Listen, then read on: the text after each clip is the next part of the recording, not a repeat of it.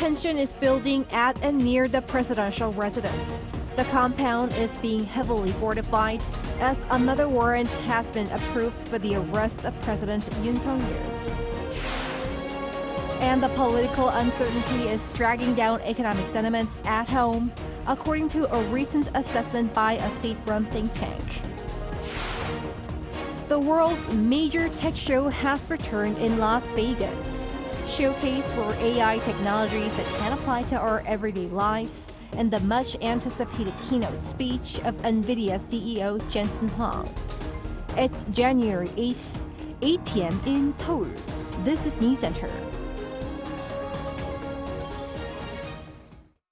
Thank you for joining us. I'm Yoon Min. We start with the latest on the prolonged political chaos after the president's sudden declaration of martial law. A second arrest warrant for the president has been authorized, but when and how it will be executed remains unclear. Our An Song-jin is standing by live on site to give the details. Song-jin, did the authorities proceed with the second arrest warrant? Hello, Jungmin. No, not yet. The second arrest warrant was issued on Tuesday evening, but we haven't seen much movement here yet, signifying that today may not be the day that investigators decide to arrest President Yoon. It is suspected that both the court, the CIO, and the police have not disclosed the exact extension period of the warrant, so the Presidential Security Service isn't able to prepare beforehand like the first attempt. Though it has been difficult to predict when exactly an arrest will happen, pundits have been saying that it may take place within this week. The first attempt to arrest the president has failed. The CIO must be planning things a bit more thoroughly this time. Right, Jungmin, the CIO has said that it would be putting its utmost efforts into ensuring that the second arrest attempt will be the final one. The head of the CIO had stated that they are ensuring cooperation from the police, and these investigators further said that they will have to increase the number of personnel for the second attempt. However, the Presidential Security Service has also been upping its security measures, including the installation of barbed wires and blocking the entrance with vehicles. Multiple security personnel are also guarding the entrances to the residence. Once the arrest happens, and transporting President Yoon out of the residence also remains as another critical question. Song-jin, protesters have been gathering near the presidential residence for about a week now. What's it like out there at the moment? Jungmin, I've been standing here nearby the presidential residence for the past couple of hours, and I've been seeing something very surprising. People have been camping out here overnight yesterday, and some even say they're going to be standing all night today as well. Protests for both sides took place here throughout the afternoon with thousands gathered, but those that are demanding Yoon's impeachment have moved to a different area in Seoul. Conservative groups, including the Freedom Union, have gathered here to show support for President Yoon, waving Korean and American flags. They've been shouting things like, "Let's save Korea and arrest Lee Jae-myung," the main opposition leader. I've been coming here for a week now. Though people may have been surprised by the martial law decree at first, I felt a significant message was being sent. Such a profound message gave me the conviction to come out here. But also people who've been pushing for Yoon's immediate arrest, including the Korean Confederation of Trade Unions, have also been waving placards and shouting for the CIO's immediate and prompt execution of the arrest warrant. I came here to voice for Yoon's impeachment. There are too many people supporting him, and I couldn't stand for it any longer. I am here to overhaul the wrongdoings still present in the political sphere. Though I'd say it's generally peaceful out here, it doesn't mean that there haven't been any clashes at all, from small and large quarrels and bickering to physical clashes with the police from the conservative groups. Things have been slightly agitated on the streets over here. The police have set up barricades to prevent the two sides getting into fights and have also placed more personnel while providing live traffic information. That's all I have for now. Back to you, Jungmin. That was our An Song-jin reporting live from the president's neighborhood of Hamnam-dong. The president and his legal team are refusing to comply with the second arrest warrant. Instead, they say President Yoon will stand trial if indicted, or if an arrest warrant with detention is issued by a different court. Our political correspondent Shin Ha-young has the details. Amid the investigators' second attempt to arrest President Yoon Suk-yeol, his legal team reaffirmed that it will refuse to comply with the arrest warrants issued by the Seoul Western District Court. During a press conference on Wednesday, a lawyer for the president, Yoon said Yoon would comply with an indictment or issuance of an arrest warrant with detention from a different court. The president will stand trial if the CIO indicts him or requests a warrant with detention from another court. However, the lawyer added a condition. These should not be sought at the Seoul Western District Court, as the Corruption Investigation Office for high-ranking officials is outside its jurisdiction.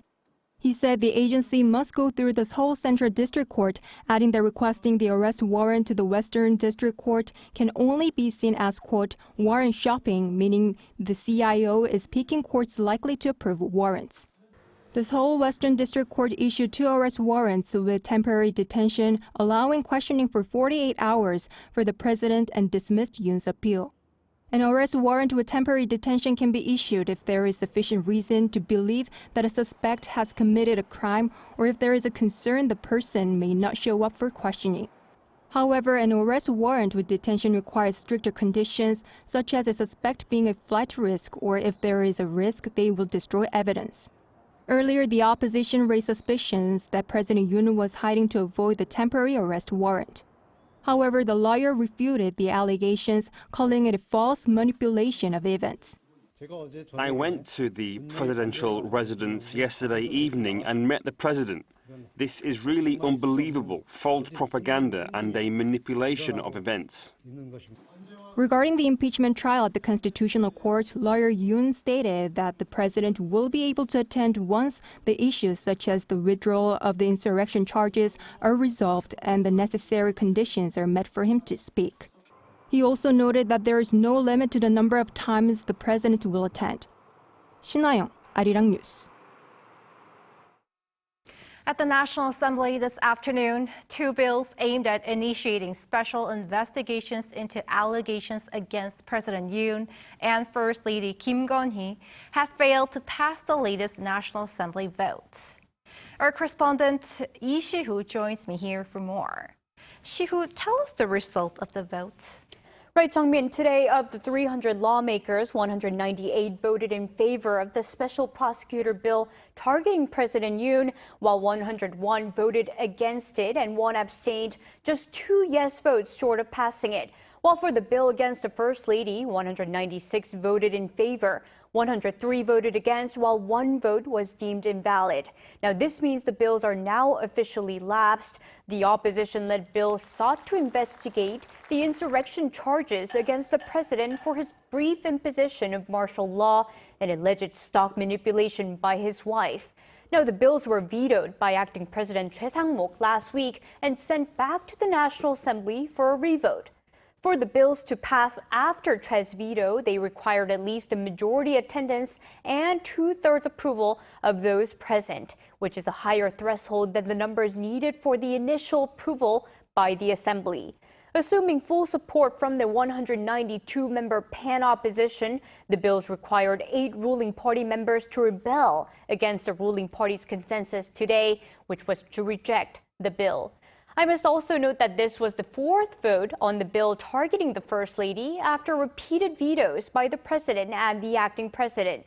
Now, ahead of the vote today, the Vice Minister of Justice appealed to the lawmakers on behalf of the government. The government is not opposing the system of a special counsel itself. But first, political objectivity must be secured in the counsel appointment process. I ask that you consider this as you, once again, make a careful decision.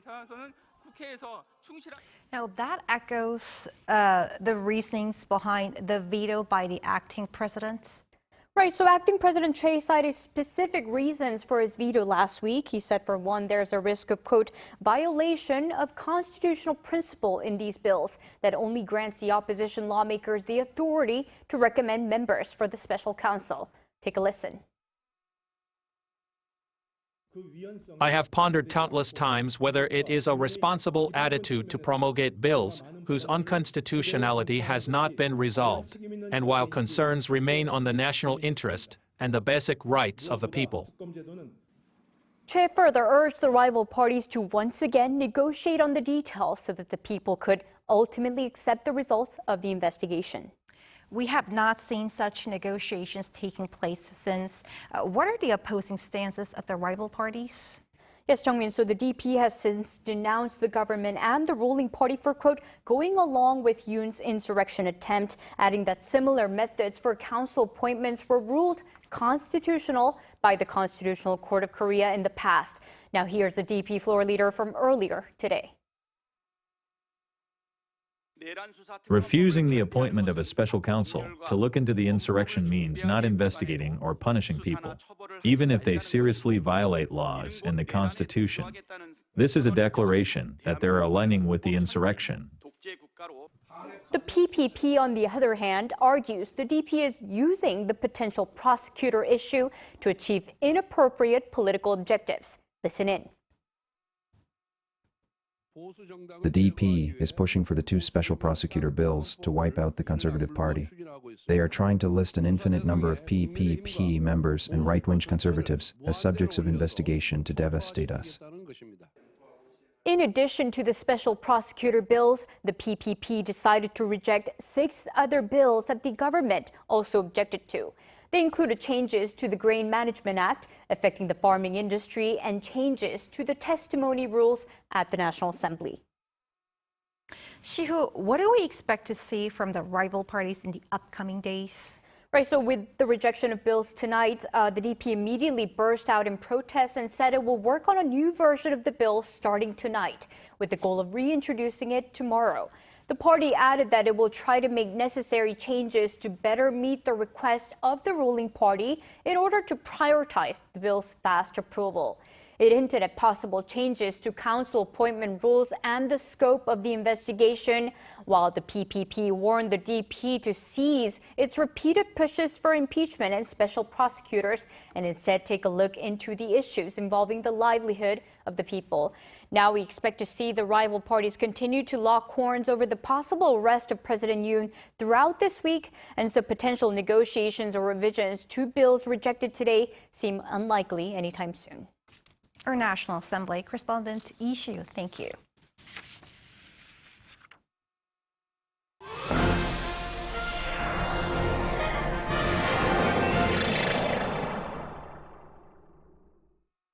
A state-run think tank has shed concerning light on the broader impact of Korea's political unrest on its economic sentiment among households and businesses alike. Choi Min-jung explains. The South Korean economy is experiencing mounting downward pressure amid domestic political uncertainty. The Korea Development Institute said in a report Wednesday that South Korea's economic sentiments have dropped significantly due to the recent political unrest following President Yoon Suk-yeol's short-lived martial law declaration on December 3rd. Household and corporate sentiment indices have fallen further than during President Park Geun-hye's impeachment in 2016. The Composite Consumer Sentiment Index declined by 9.4 points over 3 months in 2016, whereas it dropped by 12.3 points in just 1 month during the recent turmoil. The recent Business Survey Index also fell comparatively sharper than during Park's impeachment. As figure suggests, an expert says the current situation is much more uncertain than it was during the Park Geun-hye impeachment proceedings. Currently, many of the problems that Korea is facing concerning the impeachment is outside the Constitution or somewhere where it's not really very well defined by the Constitution. So in some sense, we are in a very uncertain ground that is basically increased not only political but economic uncertainty. The KDI also noted that economic recovery is being delayed by slowing production growth. The construction sector has continued to struggle with weak performance, while industrial production in mining and manufacturing receded in recent months, despite high growth in semiconductors due to declines in automobile production.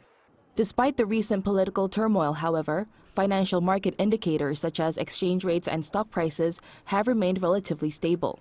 Experts also expect some recovery in economic sentiment, but believe it'll be harder the longer the current political turmoil lasts. Choi Min-jung, Arirang News. January 27th of this year will be a public holiday.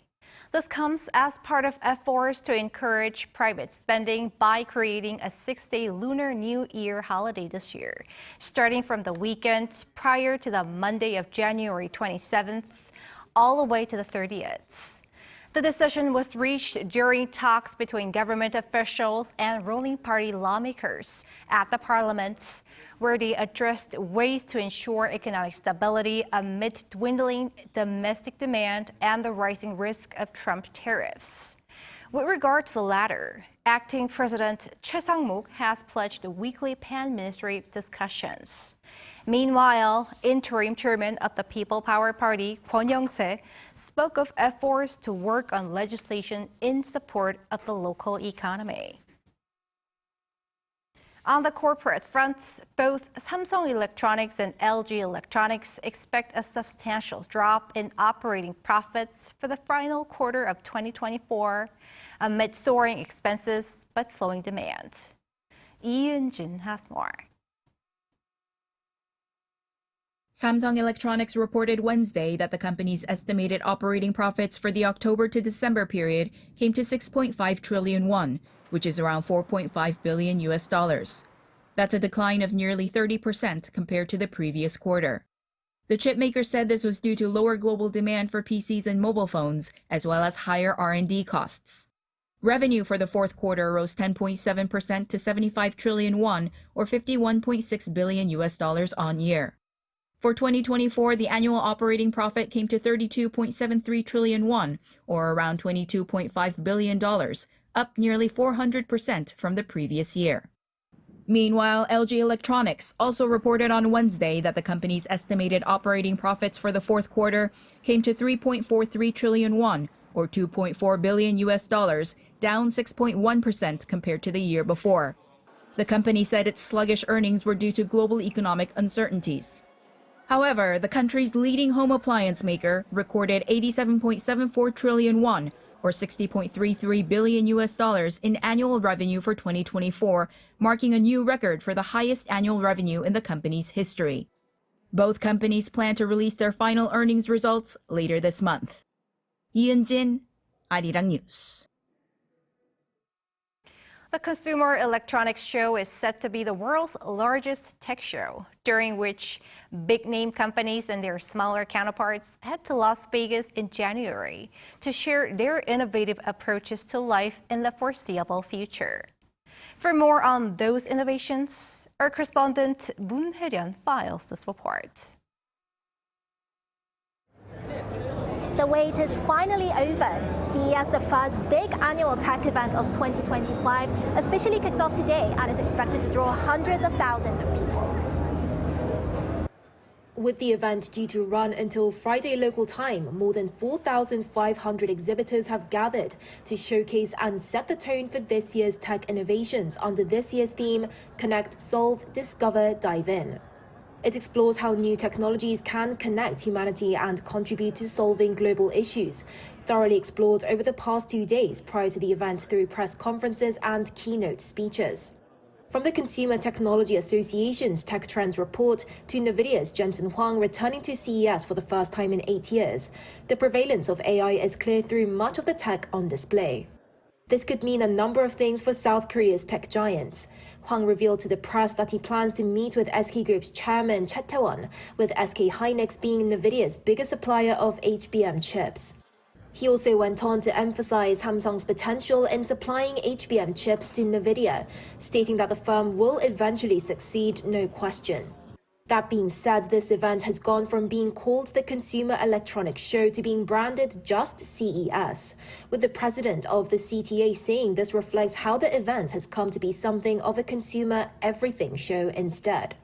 For this year's CES, the CTA laid out some particular areas of interest this year, such as digital coexistence, human security, community, and longevity.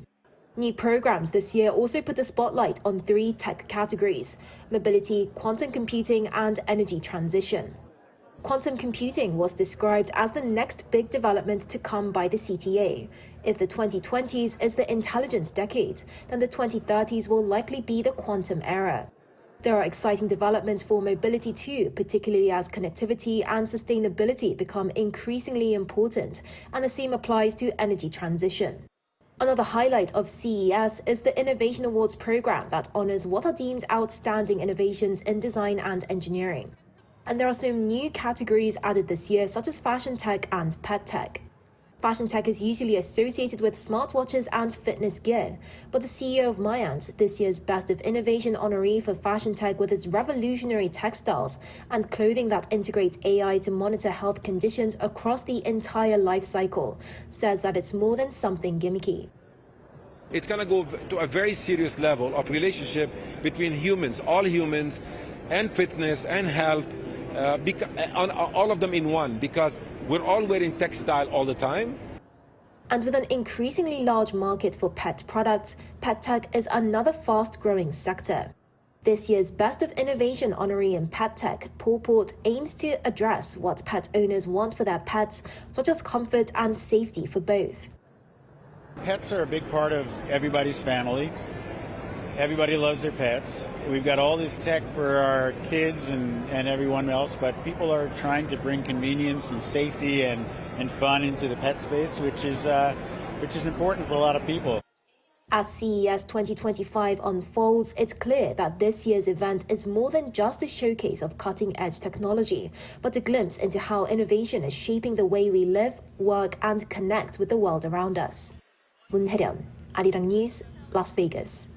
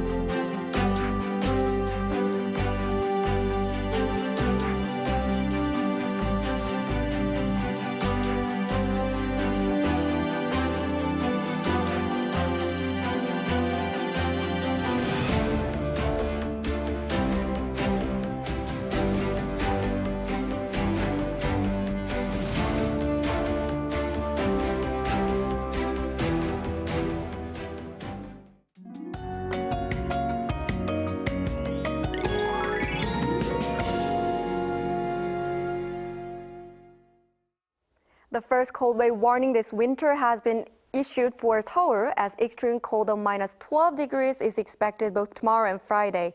Cold wave warnings are expanded to the northern parts of Chungcheongbuk-do province and the mountainous areas of northern parts of Gyeongsangbuk-do province. Meanwhile, with heavy snow advisories in place in southern parts of Chungcheongnam-do and northern parts of Jeollabuk-do provinces, about 10 centimeters of snow has already fallen. In addition, up to 30 centimeters more snow is expected in Jeollabuk-do province and the mountainous areas of Jeju Island until Friday. Tomorrow, Chuncheon will start off at -15 degrees, -11 degrees for Daejeon. Highs will move up to -7 in Seoul and Chuncheon, Daegu at -3 degrees. More snow and rain will continue until Friday in the Jeollado provinces and Sunday on Jeju Island. That's all for Korea. Here are the weather conditions around the world.